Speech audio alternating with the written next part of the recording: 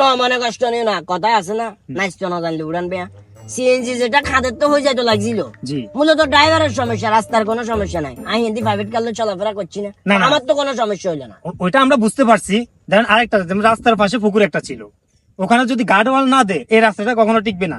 একটা ট্রাক যাইতেছে, ট্রাক নিয়ে পুরো একটা মানুষ মারা গেছে। তো আমার কথা হচ্ছে আপনি চেয়ারম্যান হায়াত সিদ্ধুর আছে, হায়াত ঠিক আছে, তারপর রাস্তার দোষ দিয়ে লাভ নাই। শুনো, তুমি স্বেচ্ছাসেবী দল, এটা আমি তোমাকে সম্মান করি বলতেছি।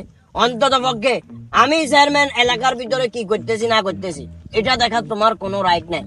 মেম্বার আছে, অন্যান্য বিভিন্ন পদ পদবীর লোকেরা আছে, তোমার এখানে রাইট নেই। তুমি তোমার কার্যক্রম চালো, রক্ত দেও, মানুষের হুইল চেয়ার দেও, ভিডিও করো, ভিডিও করে ইনকাম করে টেঁয়াখো, মানুষের রক্ত বেশি টেঁয়াখো, ওটা তোমার দায়িত্ব, এগুলো আমার বলার দরকার নেই।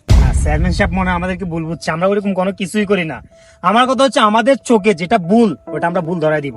আপনি চেয়ারম্যান সাহেব, আপনাকে বলার আমাদের রাইট আছে, সাধারণ জনগণ হিসেবে আমাদের চাওয়া পাওয়া থাকতেই পারে, তাই না? রিকোয়েস্ট করার রাইট আছে, কিন্তু আদেশ দেওয়ার রাইট নেই। তুমি আমার যেভাবে কথাগুলো যেভাবে বলতেছো, তোমার ভিতর আমি বেয়াদবের একটা লক্ষণ দেখি। না